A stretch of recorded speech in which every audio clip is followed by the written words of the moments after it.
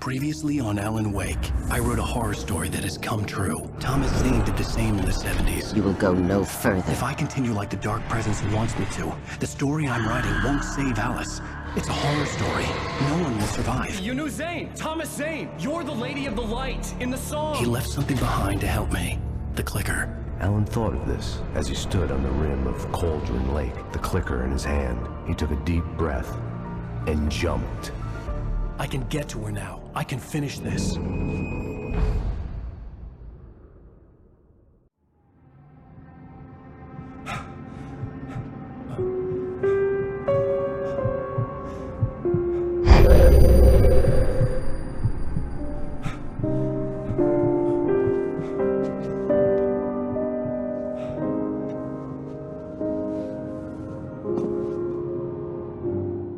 I had a hangover. My head was about to explode and the light hurt my eyes. I needed my sunglasses and painkillers to dull the pain. In one of my finer moments of self-deception, I swore to quit drinking.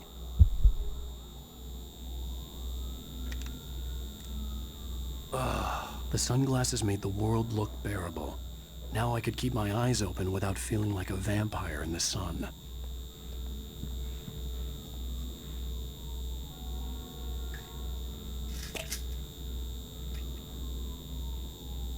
The pills worked fast. The prospect of being awake started to seem bearable again. There was a message waiting for me on the machine.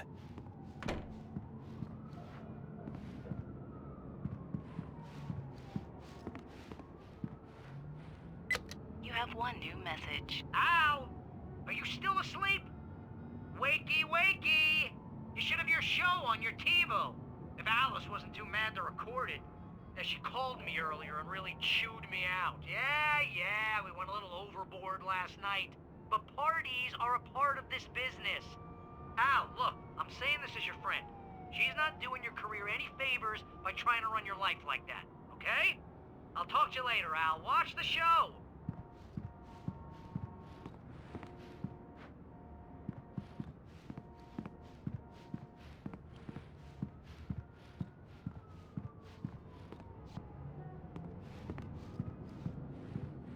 I'd been a guest on the talk show the previous night, talking about my latest book. The show was supposed to be waiting for me on that TV. Thank you, everybody.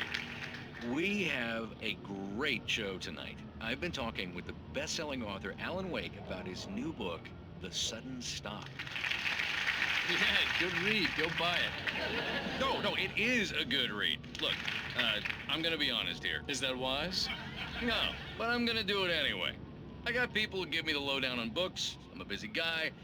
But this one, I actually read from cover to cover. I mean, I'm a big fan. Wow, thanks. Now, this might be a spoiler for those who haven't read the book yet.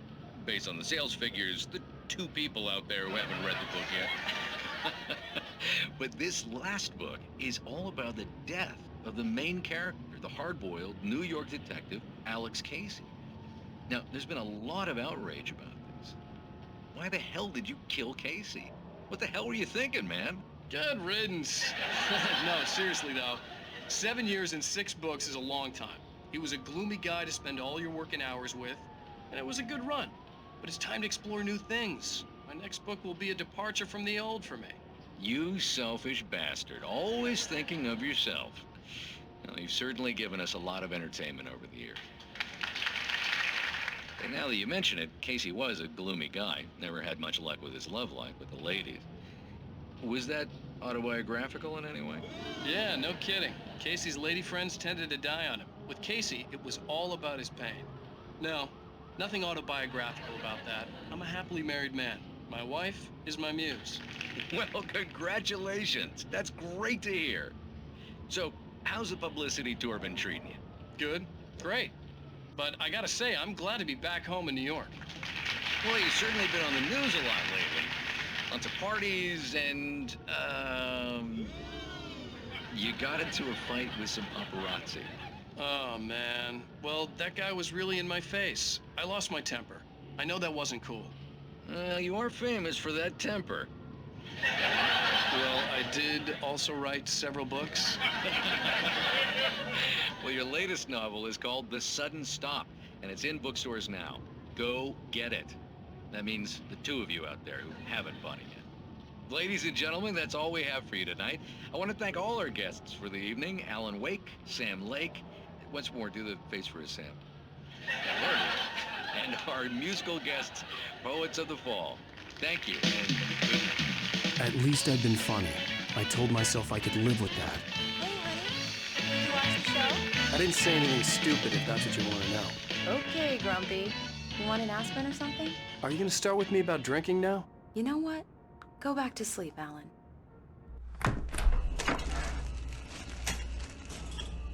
What? Now you can't even talk to me? Well, this morning I was angry because you said you'd be home at midnight and you showed up at 7 a.m. and passed out in mid-sentence. Now I'm over it. Are you angry? This goddamn tour. It's gotten out of hand. Oh, honey. It's almost over, right? We can get back to normal. Then you can start writing again. I'm sorry, honey. Alan, you're not thinking straight. Just take a shower and go back to bed, huh? Yeah, you're right, honey. I'm sorry. Once this is over, let's go away together. A vacation. Just you and me. Some peace and quiet.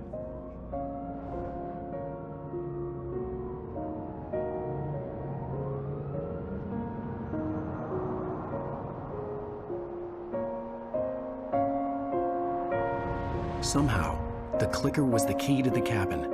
I had to return to Cauldron Lake to save Alice.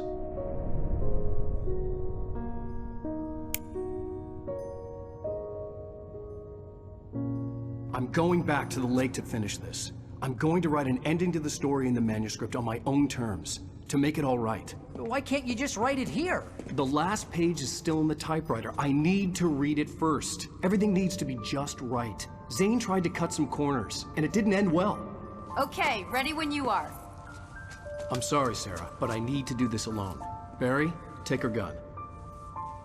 Miss Weaver, close the door when I leave.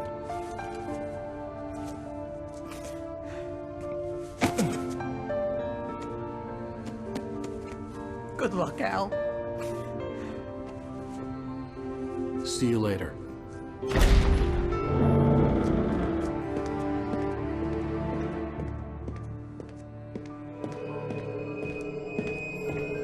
When I got out, it was warm and sunny. I'd flicked the switch of the clicker. Had it done this? I didn't stop to question it. I had to take advantage of the sunlight to get to the lake. On Zane's page, I had stood on the rim of Cauldron Lake, about to use the clicker. That's where I was headed.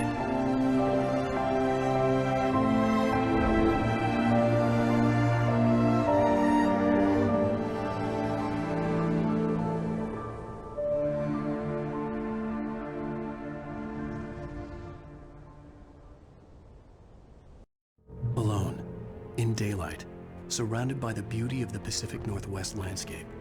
It was hard not to let doubt creep in one last time. I could still chalk everything up to a dream, a delusion. I had enough imagination to make up something like this, having been in the cabin all this time, trapped in a story inside my head, gone mad from grief over Alice's death like Hartman had claimed. There would be no way of knowing. I told myself it didn't really matter. My course was set.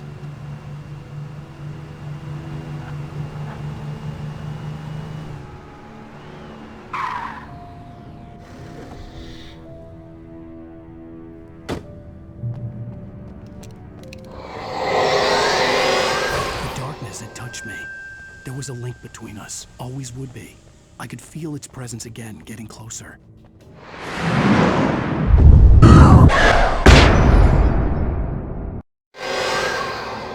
I will kill your wife.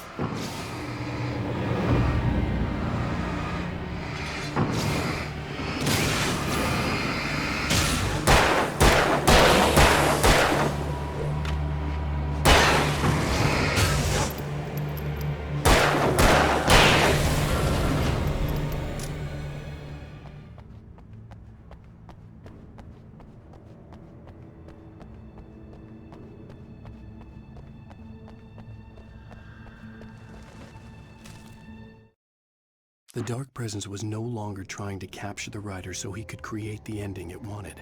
The writer knew too much. He was too strong.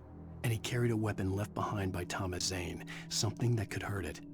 Now, the darkness was doing everything in its power to simply stop the rider from ever reaching Cauldron Lake and the dark place it came from.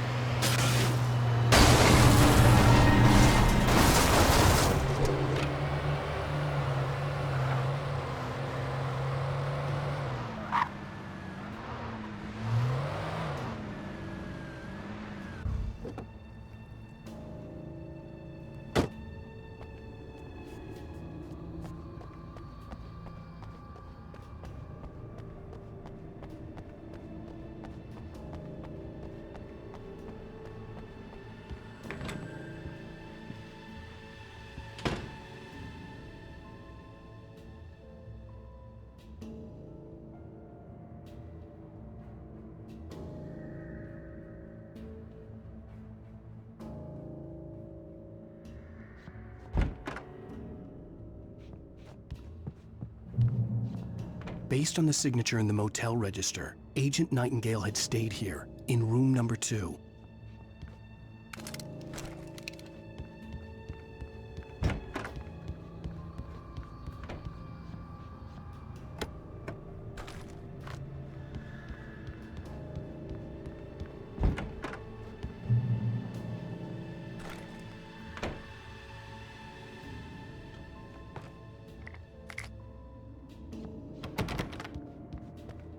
This had obviously been the room where Agent Nightingale had stayed when he hadn't been busy harassing me.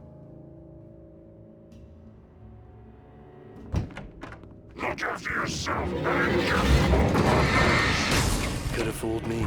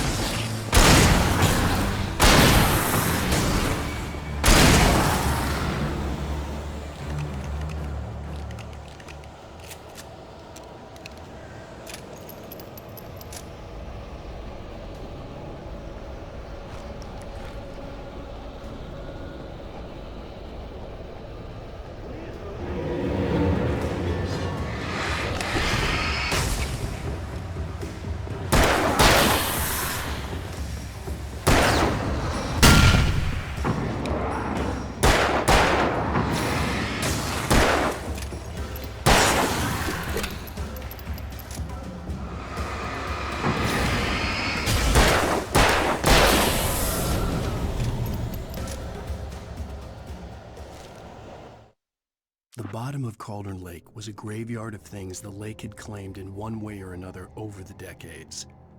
The dark presence brought them up in its wake, scattering the rotten waterlogged hull of an old boat here, the remains of a long-ago crashed airplane there, trees shattered under the impacts. The earth groaned. It didn't even notice.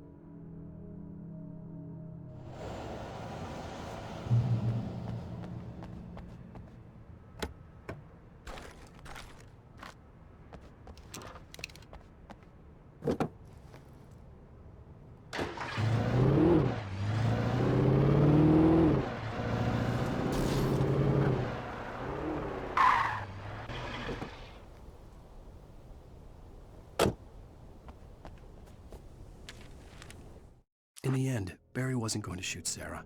They both knew that. Once she had no chance of catching up to Wake, Barry gave up the gun and sat down on the floor, shielding his face from the merciless glare of the well-lit room. "I don't think I'm ever going to see him again," he said in a weak voice. Sarah didn't have it in her to be mad at him. Besides, he was probably right.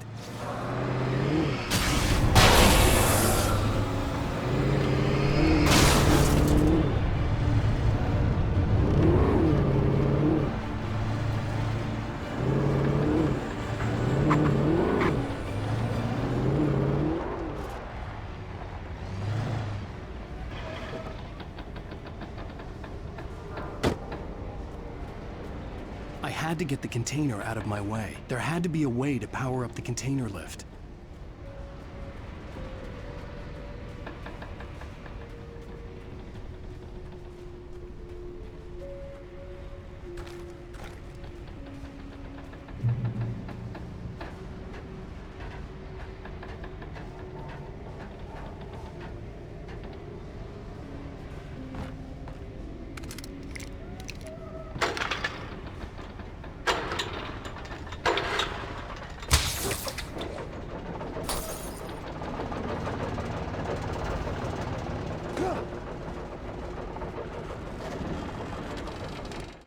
Zane cut its heart out, but it didn't die.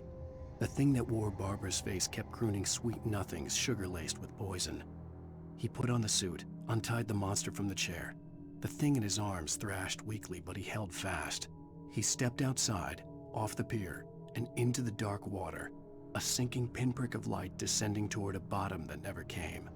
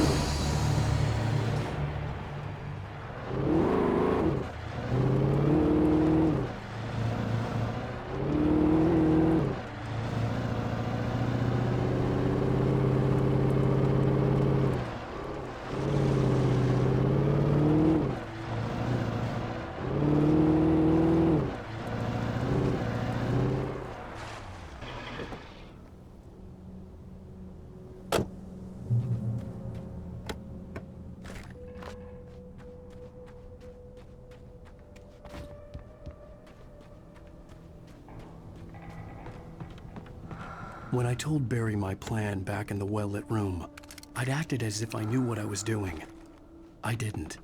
I was operating on the shifting logic of a dream. I had to fight my way to the lake through the horrors of the night. I had to flick an old battered light switch imbued with childhood magic.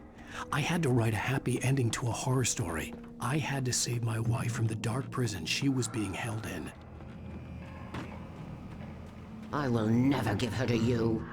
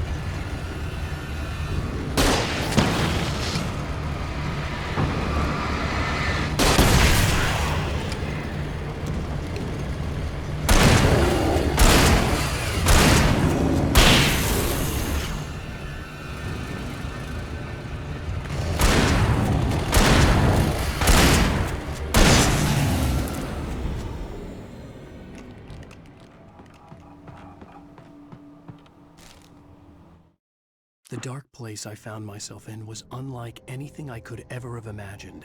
It wasn't solid, it flowed. It was conceptual and subjective. For someone else, an artist in another field, it would have been very different. I could sense the story of the manuscript all around me, the words and ideas floating in the air, poised to become real. I could see Mirror Peak in the distance. That's where Cauldron Lake was.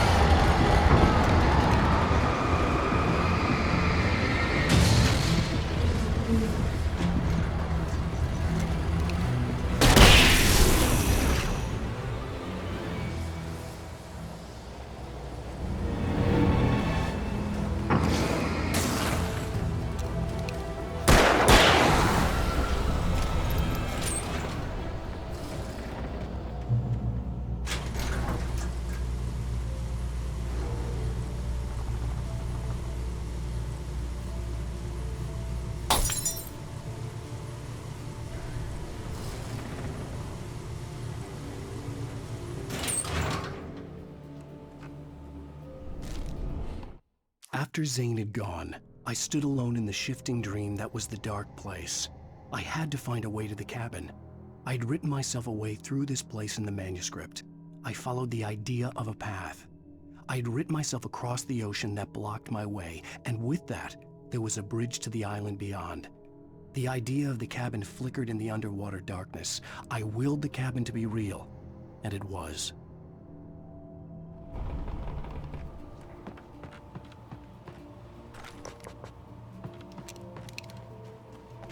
Turn back now.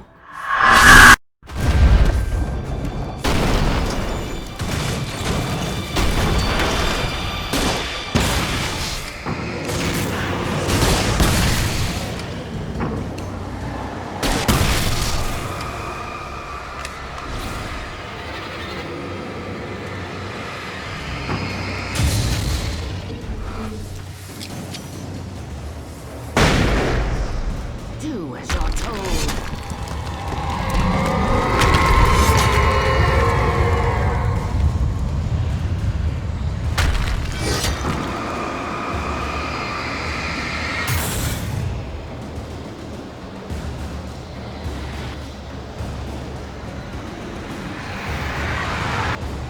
Alice never loved you.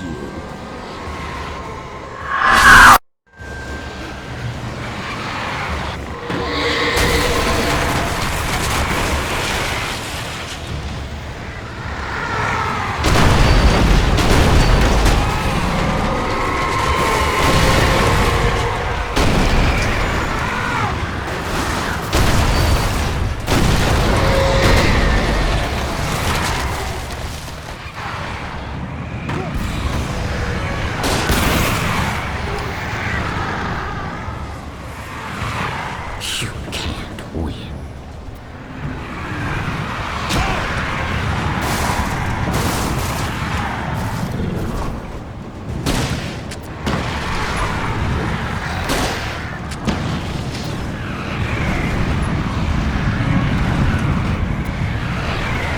You will fail. It's all in your head.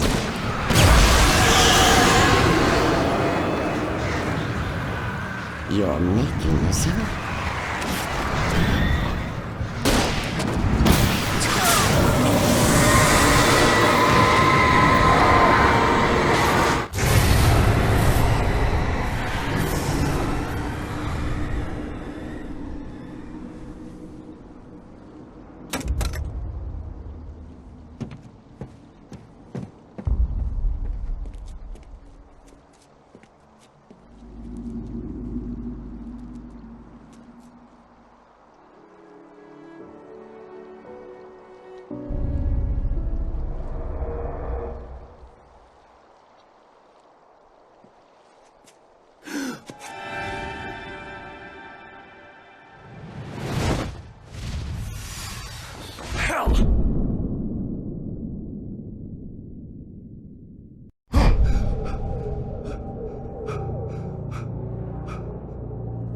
Shh, baby. You were having a bad dream. It was just another nightmare. No, Everything's fine. You're home. it wasn't a dream. Everything's fine. Turn the lights on. Turn the lights on! Shh, baby. The power's out. There's no light. Come back to bed and I'll make you forget all about your fear in the dark. My fear? It's your fear. Why aren't you afraid? You're not Alice. Turn the lights on now. Where's the clicker? What did you do with it? Alan, honey, you're still 1 foot in a dream. You're not making any sense. Come back to bed.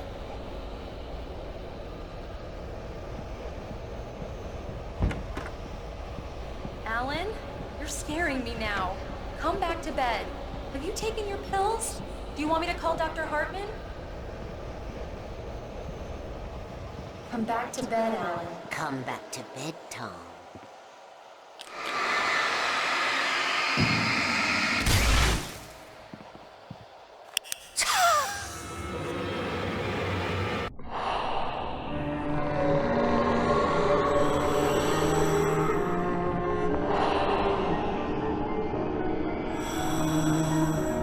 You must find your way to the cabin.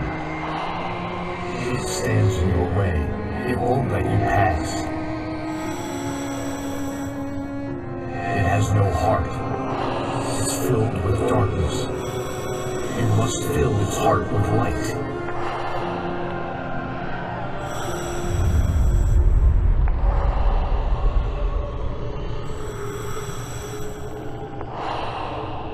Don't mind him. He's Mr. Scott. Your friends will meet him when you're gone.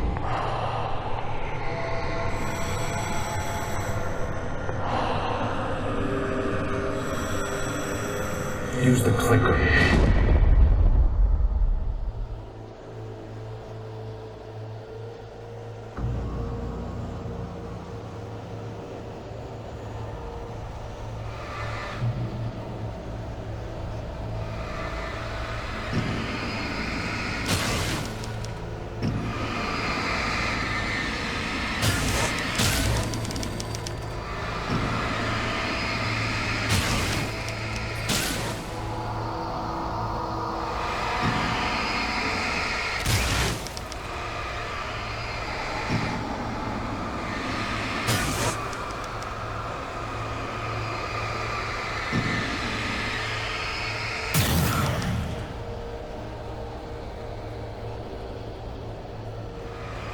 I'm leaving you. What? I'm leaving you, Alan. I met someone. I'm in love with someone else. Alice? No, what are you saying? You can't... You don't love me. How could you? You don't even love yourself. All you do is torture yourself with work you can't do anymore. No, I love you more than anything in the world. You're my muse. I'm not. Who are you? What have you done with my Alice? Alan? What are you doing? Put the light back on. What are you doing, Alan? Stop! Put the light back on! It wasn't true. Nothing like that had ever happened. You're not my Barbara. Tom, let me go. I promise to be good. Please, untie me, you naughty boy. I will help you write your masterpiece. I will love you forever. No, you're not Barbara Jagger. I made a terrible mistake.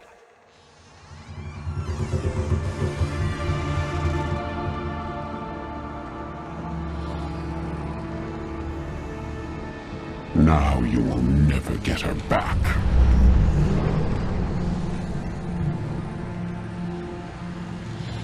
I am much older than you. Older than your first work of art. I will find a new face to wear. Someone else to dream me free.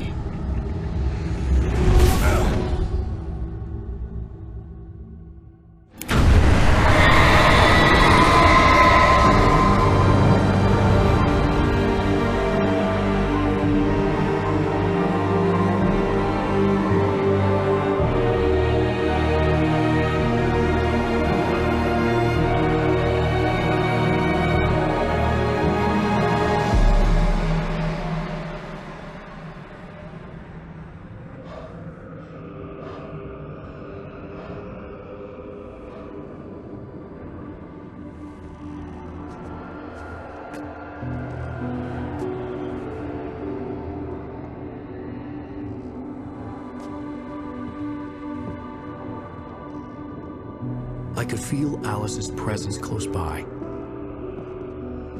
I understood what I had to do now. I knew how to write the ending to Departure. There's light and there's darkness. Cause and effect. There's guilt and there's atonement. But the scales always need to balance. Everything has a price. That's where Zane had gone wrong. There's a long journey through the night back into the light. Alice? Alice?